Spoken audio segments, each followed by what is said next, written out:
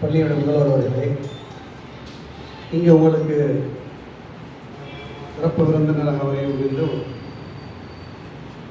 பல்வேறு கருத்துக்களை வழங்கியிருக்கின்ற மாயாவி மனோரன் சார் அவர்களே, இப்பள்ளியினுடைய என்எஸ் கோஆர்டினேட்டர் அவர்களே மற்றும் ஆசிரியர் பெருமக்களே, அன்றைக்கினிய மாணவர்களே, அனைவருக்கும் இனிய காலை வணக்கத்தை தெரிவித்துக் கொள்கிறேன். இதெல்லாம் கல்வி இணைச்சவர்களில் உண்டு. இது எதுனா, இது ஒரு சேவை மனப்பான்மை. சமுதாயத்தில் நாம் எவ்வாறு பிறருக்கு உதவியாக இருக்கணும், அந்த சேவை மனத்தை வளர்க்கக்கூடிய ஒரு அமைப்பை தான் என்எஸ்எஸ் என்பது. இது பெரும்பாலும் என்எஸ்எஸ் ஹைஸ்கூலில் கிடையாது. ஹைஸ்கூலில் கேஆர்ஸ் இருக்கும், ஸ்கவுட் இருக்கும், பசுமைப்படம் இருக்கும். காலேஜில் ஸ்கூலில் ஹையர் செகண்டரி ஸ்கூலில் தான் என்எஸ்எஸ், என்ஜிசி, அதே போல் காலேஜ்லேயும் உண்டு என்எஸ்எஸ். காலேஜில் 4 என்எஸ்எஸ்ஸில் இருந்திருக்கேன். நான் என்எஸ்எஸ் மாணவன் தான்.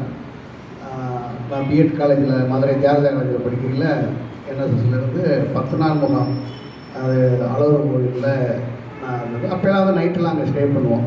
இப்போ முன்னெல்லாம் அப்படி தான் இருந்திருக்கு. ஆனால் வருங்காலங்களில் அது கொஞ்சம் பாதுகாப்பு இல்லாததுனால, கொஞ்சம் தவறுகள் சில நடக்கிறதுனால அதை கொஞ்சம் அவாய்ட் பண்ணிட்டாங்க. நைட்டு நேரங்களில் ஸ்டே பண்ணுற மாதிரி. இன்னும் நைட்டில் தங்கி அது அதான் முகாம்ன்றதுக்கு அர்த்தம். அது இன்னும் சிறப்பாக இருக்கும்.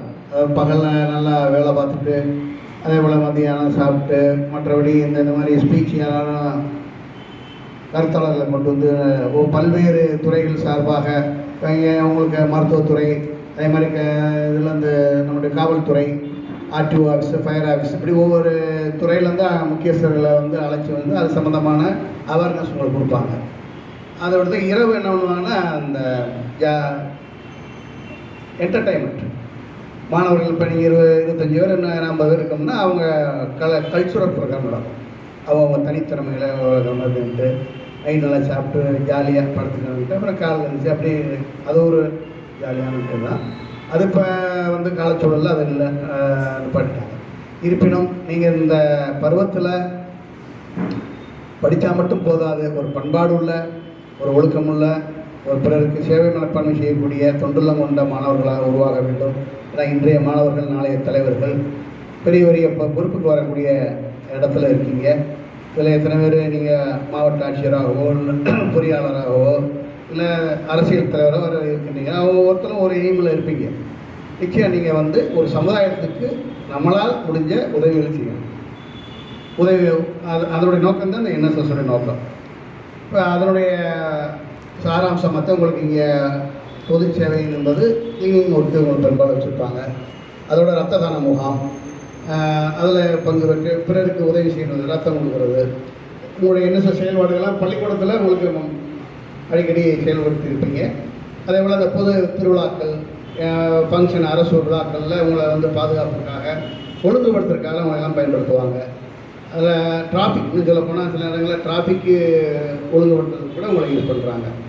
அதே மாதிரி முடித்த பின்னாடி உங்களுக்கு ஒரு சர்டிஃபிகேட்லாம் உண்டு.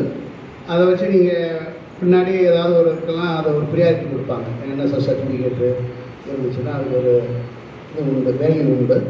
அதனால் படித்தால் மட்டும் போதாது. ஒரு பண்பாடுள்ள ஒரு மாணவனாக நீங்கள் சமுதாயத்தில் வரணும். அந்த பள்ளிக்கு நல்ல பேர் இருக்கணுங்கிறதுக்காக இது போன்ற அமைப்புகளில் நீங்கள் பங்கு வருவீங்க. அதை நீங்கள் முழு ஈடுபாட்டோடு செய்யணும். சும்மா ஏனதான நம்ம வந்திருக்கோம்னா உங்களுக்கு அந்த நோக்கம்லாம் தெரியும். என்ன சொல்லி நோக்கம் என்ன சொல்லி செயல்பாடுகள் என்ன என்பதெல்லாம் உங்களுக்கு ஆசிரியர்கள் சொல்லியிருப்பாங்க. அதை பின்பற்றி நல்ல விதமாக என்ன நோக்கத்துக்கு நீங்கள் சும்மா ஒரு இதில் ஆர்வம் உள்ள மாணவர்கள் தான் அதில் வந்திருப்பீங்க. இன்வால்மெண்ட்டாக செய்யணும். எந்த ஒரு பணியாக இருந்தாலும் அதில் ஏமாத்துறதோ கூடாது. இன்னொன்று நேர்மையாக, உண்மையாக அந்த இலக்கை நோக்கி நீங்கள் பயணிக்கணும். உடலுக்கு இப்போ நீங்கள் காலையில் மழை வரலாம் உங்களுக்கு ஒன்றும் பிரச்சனை இருக்காது. நைட்டு போய் நல்லா வீட்டிலேயே ரெஸ்ட் எடுத்துருவீங்க. அதெல்லாம் ஒன்றும் ப்ராப்ளம் இல்லை. வரும்போதும் போகும்போதும் பாதுகாப்பாக வாங்க. பாதுகாப்பாக வீட்டுக்கு போகணும். வேறு இங்கே சொல்லிவிட்டு வேறு எங்கேனாலும் போயிடக்கூடாது.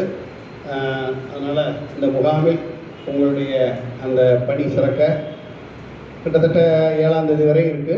இப்போ 2 நாள் 3 நாள் முடிஞ்சிச்சுன்னு நினைக்கிறேன். எஞ்சிய காலங்களையும் நீங்கள் சிறப்பாக உங்களுடைய கோஆர்டினேட்டர், உங்களுடைய பிரின்சிபல் அவருடைய ஆலோசனைக்கு நாங்கள் அறிவுரைக்கு நாங்கள் சிறப்பாக செயல்பட வாழ்த்தி வாய்ப்புக்கு நன்றி கூறி விடைபெறுகிறேன். வணக்கம்.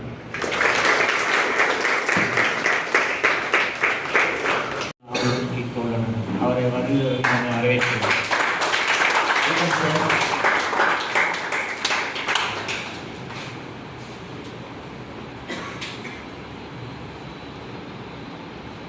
இந்த என்எஸ்எஸ் சேவையின் நிர்வாகி அவர்களே, இந்த நிகழ்வுகளை கலந்து கொண்டு தற்போது விடைபெற்றிருக்கின்ற சிஓ அவர்களுக்கும், எங்களை இணைந்திருக்கும் ஆசான் தங்கவேல் ஐயா, எங்களோடு இணைந்து சொற்பொழிவாக வந்திருக்கும் ஜானகி அம்மா மற்றும் சேவை மனப்பான்மையோடு உட்கார்ந்திருக்கும் தெய்வங்கள் நீங்கள், உங்கள் அனைவரையும் நான் திருக்குறள் வணக்கம் சொல்லி வரவேற்கிறேன். வணக்கம் என்று சொல்வதற்கு பதிலாக இனிமேல் திருக்குறள் வணக்கம் என்று சொல்வோம். திருக்குறள் வணக்கம் என்று சொல்வதால் திருக்குறளை பெருமைப்படுத்துவோம், நாமும் பெருமை அடைவோம்.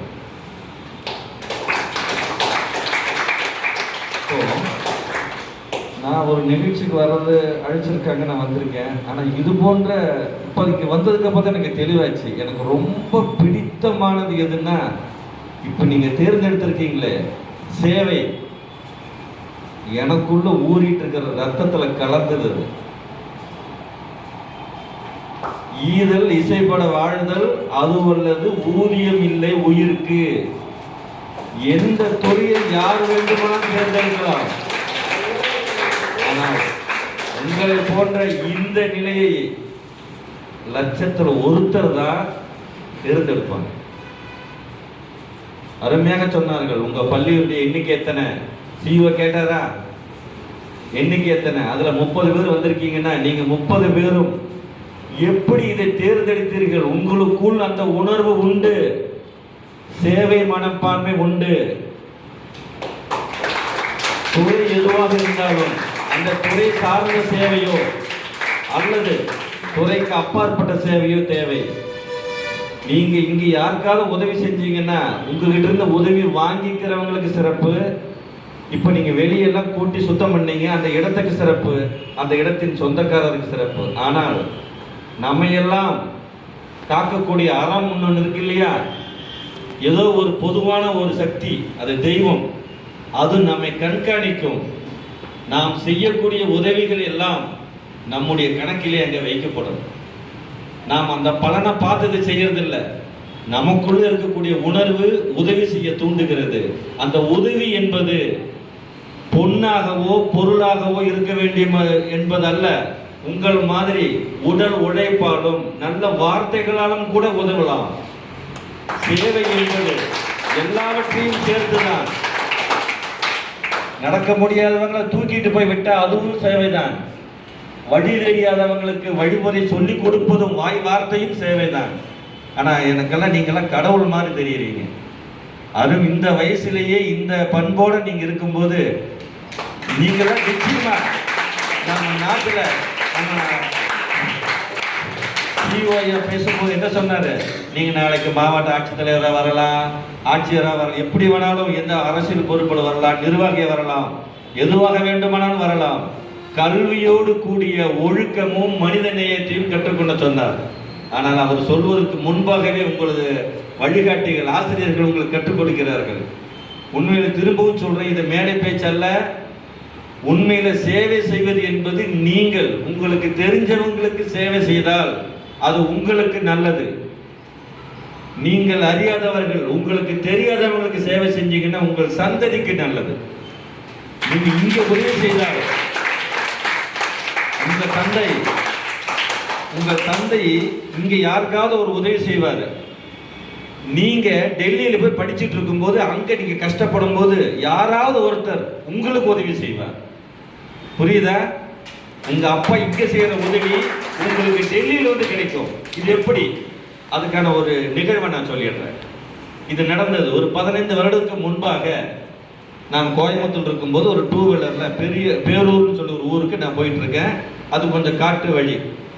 போகும்போது ஒரு மாணவன் 6வது 7வது படிக்கிற மாணவன் லிஃப்ட் கேட்குறான். கை கட்டி லிஃப்ட் கேட்டோம்னா நான் லிஃப்ட் கொடுத்து நான் ஓட்டிட்டு போகிறேன்.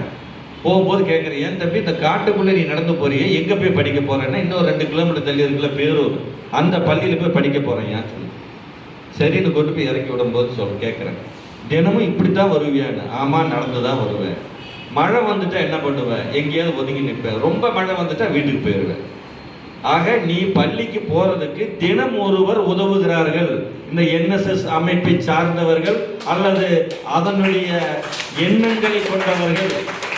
ஏதோ ஒரு வகை நான் NSS சார்ந்தவன் அல்ல, அந்த NSS உருவாக்க வேண்டும் என்று நான் நினைப்பவன். அப்ப நான் அந்த பையனை இறக்கி விட்டதுக்கு அப்புறம் நான் உனக்கு உதவி செஞ்சேன்ல, எனக்கு ஏதாவது கொடுன்னு நான் கேட்டேன். அவன் சின்ன பையன், அவனுக்கு புரியல. உதவி செஞ்சு ஏதாவது கொடுக்கணுமல்ல. நீ ஒரு கடையில் போய் ஒரு பொருள் வாங்குறேன்னா காசு கொடுத்தா தானே பொருள் கொடுக்குறான். ஆனால் நான் உனக்கு உதவி செஞ்சேன் இல்லை, எனக்கு ஏதாவது கொடுன்னு கேட்டோன்னு அந்த பையனுக்கு புரியல.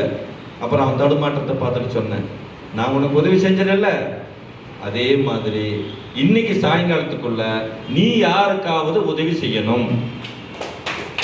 சரி சரின்னு சொன்னான். சரி நான் தான் போயிடுறதில்ல, சரின்னு சொல்லுவோம், செய்யாம விட்டுடுவோம் நினைக்காத. நீ உதவி செய்தால் இறக்க தேவன் என்கிட்ட சொல்லுவான், அந்த பையன் இன்னொருத்தருக்கு உதவி செஞ்சுட்டான்னு சொல்லி. ஆக இதை நான் பதிலுக்கு பதில் எப்படின்னு சொல்றேன். இந்த பதில் என்ன, ஒரு கேள்விக்கு விருந்தாகும் திருக்குறளே, உலகுக்கு ஒளி போலே உடலுக்கு உயிர் போலே, உலகுக்கு ஒளி போலே உடலுக்கு உயிர் போலே, பயிருக்கு மழை போலே பைந்தமிழ் மொழியாலே, அறிவுக்கு விருந்தாகும் திருக்குறளே, அறம் பொருள் இன்பம் எனப்படும் முப்பாலே, அனுபவத்தாலே தான் சுவைத்ததற்கப்பாலே, அவனியில் உள்ளோர்கள் அனைவரும் தலை போல அவசியம் கற்றுணர்ந்து பயன் பெறும் நினைப்பாலே, அறிவுக்கு விருந்தாகும் திருக்குறளே, வாழும் தலைமுறைக்கு இலக்கணமானது, மனம் மொழி மெய்யினிக்க வாத்திட்ட தேனது,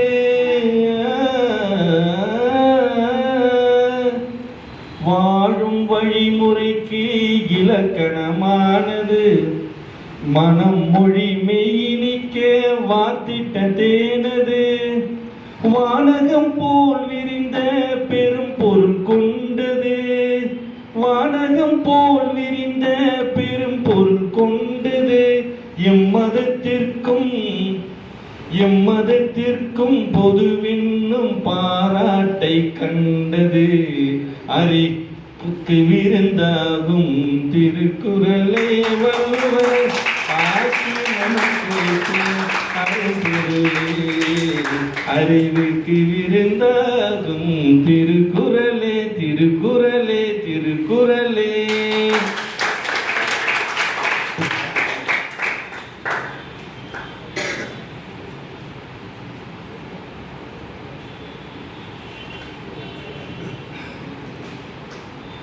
மாணவர்களே, இப்போ சோப்பு போட்ட அழுக்கு போகுது இல்லையா, நம்ம மனசுக்கு சோப்பு வந்து திருக்குறள்.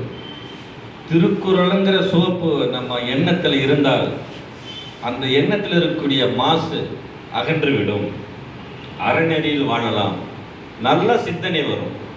அதுக்கு ஒரு குறள் சொல்றாரு, உள்ளுவதெல்லாம் உயிர் உள்ளது, மற்றது தள்ளினும் தள்ளாமை நிறுத்து. உள்ளிருவது எல்லாம் உயர் உள்ளதுன்னா நினைப்பது எல்லாமே சிறப்பா நினைங்க, உயர்ந்ததா நினைங்க. அப்படி நினைச்சுக்கிட்டே இருங்க.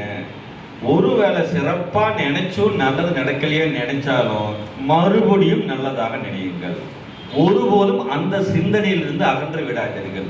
உள்ளுவதெல்லாம் உயர் உள்ளதுன்னா எது எடுத்தாலும் பெஸ்ட் சொல்றமல்ல, நான் துணி எடுத்தாலும் பெஸ்ட்டுமே, சாப்பிட்டாலும் பெஸ்ட்னு சொல்லுவான்ல, அது மாதிரி எது எடுத்தாலும் சிறப்பானது எதுவோ அதை நீங்கள் தேர்ந்தெடுங்கள். அந்த சிறப்பினாலே நல்லது நடக்கவில்லை என்றாலும் மீண்டும் சிறப்பையே தேர்ந்தெடுங்கள். அதுக்கு ஒரு கதை. ஒரு முனிவர் சிஷ்யர்களோட ஆற்றங்கரை ஓரத்தில் போயிட்டு இருக்காரு.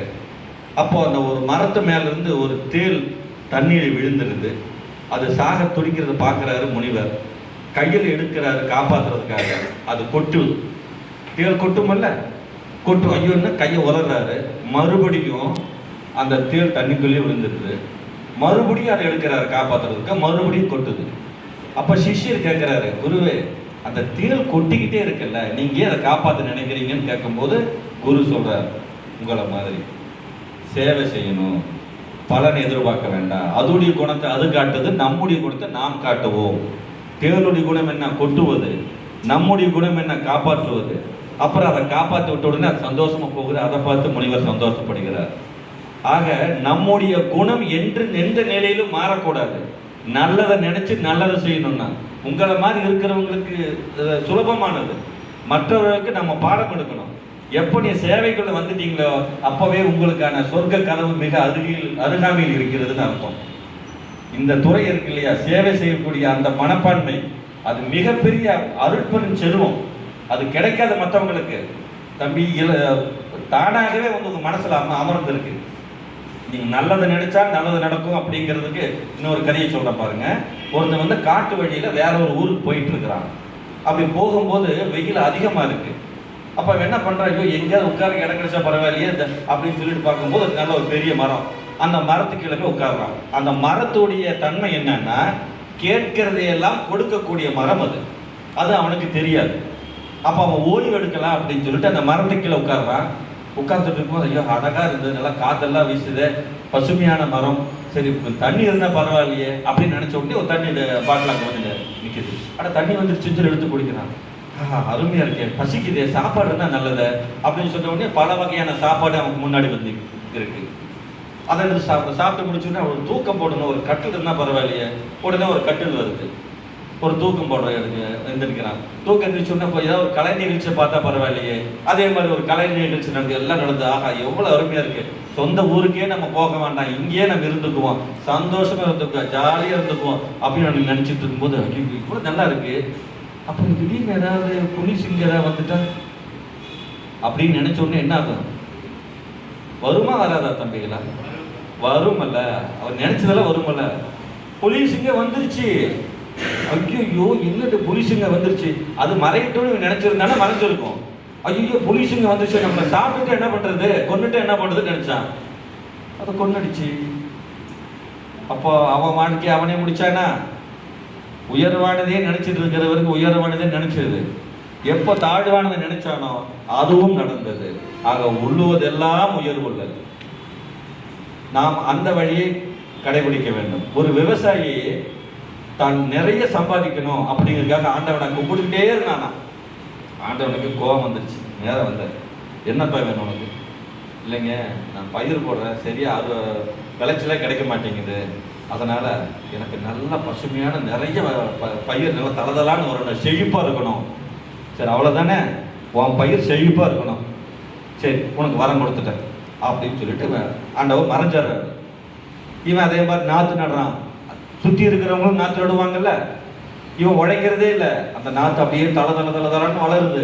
பக்கத்தில் இருக்கிறவங்கெல்லாம் உரம் போடுறாங்க, ஏறு விடுறாங்க, வர தண்ணி பாய்ச்சுறாங்க. இவனுக்கு ஒன்றுமே இல்லை, அப்படியே வளருது. இவன் சந்தோஷமா உட்காந்துருக்கான். சுற்றி இருக்கிறவங்கெல்லாம் ஆச்சரியப்படுறாங்க, நாம் இவ்வளோ கஷ்டப்படுறோம், இவன் இப்படியே உட்காந்துருக்கான்னு, எவ்வளோ அழகாக வந்துட்டு இருக்கேன், என்ன காரணம் அப்படின்னு சொல்லி புரியாமல் இருக்காங்க. 6 மாதம் ஆகுது. அதுக்கப்புறம் பக்கத்தில் இருக்கிறவங்கெல்லாம் அறுவடை பண்ணுறாங்க. இவன் தன்னுடைய அந்த செடிகளை பார்க்குறான். அதில் அறுவடை பண்ணுறதுக்கு ஒன்றுமே இல்லை. செடி தளதலான்னு இருக்கு, பசுமையாக இருக்கு, செழிப்பாக இருக்கு. ஆனால் அறுவடை பண்ணுறதுக்கு அதில் தானிய கதிர்கள் இல்லை. ஐயோ இது என்ன இப்படி ஆகி போச்சு ஆண்டவா, இது என்ன இப்படி ஒரு நடந்துருச்சு ஆண்டவா அப்படின்னு புலம்பும் போது ஆண்டவர் வர்றாரு. என்னப்பா நீ கேட்ட வரம் கொடுத்துருக்கல, இப்போ என்ன உனக்கு பிரச்சனை? பக்கத்தில் சுற்றி இருக்கிறவங்களாம் அறுவடை பண்ணுறாங்க ஆண்டவா, நான் எப்படி, எனக்கு ஒன்றுமே இல்லையே. நீ என்ன கேட்ட? உன்னுடைய பயிர் நல்லா பசுமையாக செழுமையாக வளரணும்னு தான் கேட்ட. அதில் உனக்கு பலன் வரணும்னு கேட்டிய நீயே. உண்மையில் பயிர் வளருவது என்பது என்ன தெரியுமா? வெயிலால் அது வறண்டு போகணும். அந்த வேர் தண்ணியை தேடி நீண்டு போகும். அதன் மூலமா மண் இறுகும், வேர்கள் பரவணும். வெயில் வந்துச்சுன்னா தண்ணி பற்றாக்குறை வருமல்ல, அப்ப செடி என்ன பண்ணும், வேறு அது கீழே தண்ணி எங்க இருக்குன்னு பார்த்தா அந்த வேர் போகும். இப்ப நீ என்ன பண்ணுன, தண்ணி வேணுங்கிற அளவு கொடுத்தோன்னா உன்னுடைய வேரெல்லாம் சோம்பேறித்தனமா உட்காந்துருச்சு. காற்று வீசும் போது அந்த செடி ஒடியும். ஆனா நீ காத்தும் வேண்டாங்கிற, வெயிலும் வேண்டாங்கிற, காத்தும் வேண்டாங்கிற, மழையும் வேண்டாங்கிற, ஆனா ஒரு செடி நல்லா வளரணும். அப்போ காற்று வீசும் போது செடி வளைஞ்சிருமல்ல. அப்ப என்ன செய்யும், இயற்கையான செடி வளையாமல் இருப்பதற்கு அந்த தண்டு எல்லாம் தன்னைத்தானே பலப்படுத்திக் கொள்ளும். ஒரு செடி அந்த வேர் எப்படி நீரை நோக்கி ஓடும் அல்லவா, அதே மாதிரி தண்டு என்ன பண்ணும், காற்று வீசும் போது தன்னை ஒடிந்து போகாமல் இருப்பதற்காக அந்த தண்டு பலமாகும். மழை அதிகமாக வரும்போதோ அல்லது பனிக்காலத்தில் வரும்போதோ அந்த செடிகள் இதெல்லாம் உதிரும். அந்த உதிராமல் இருப்பதற்கு அந்த காம்புகள் எல்லாம் தங்களை பலப்படுத்திக் கொள்ளும். ஆக வேர் ஆழமாக செல்லும், தண்டு தன்னை பலப்படுத்தும், இலைகள் அவைகள் எல்லாம் அந்த காம்புகள் எல்லாம் ஒரு பசையை உருவாக்கி உதிர்ந்து போகாமல் இருக்கும். இப்படி எல்லாம் இருக்கக்கூடிய செடிகளை விளைவது தானப்பா தானியம். எதுவுமே இல்லாம நீ அழகா போன்சாய் மாதிரி வரணும்னு சொன்னா உனக்கு இதுதான் கிடைக்கும். உதாரணமா மாணவர்கள் சொன்னா, நீங்க பரீட்சை எழுதுறீங்க, மாணவர்கள் ஆசிரியர் உங்களுக்கு பாடம் எடுக்கும் போது சந்தேகம் வரும். ஆசிரியர்கிட்ட சந்தேகத்தை விளக்கத்தை படுத்தி சந்தேகத்தை நீக்கிற பிறகு நீங்கள் படித்து எழுதுவது ஒரு முறை, அதாவது படித்து புரிந்து எழுதுவது ஒரு முறை. நீங்க எந்த பாடத்தையும் மேற்கொண்டு படிக்கலாம், எந்த கல்வியும் கற்கலாம். இது முதல் முறை. இரண்டாவது முறை, வாத்தியார் பாடம் எடுத்தாங்க, புரியல, ஆனால் மனப்பாடம் செய்து அதில் இருப்பதை அப்படியே அச்சின் பார்க்கிறோம், அவனும் பாஸ் ஆவான் இல்லையா? கேள்விக்கு உண்டான பதில் பாஸ் ஆவான். ஆனால் அவன் அடுத்ததுக்கு போகும்போது அதே மாதிரி மனப்பாடம் தான் செய்வான். இது இரண்டாவது முறை.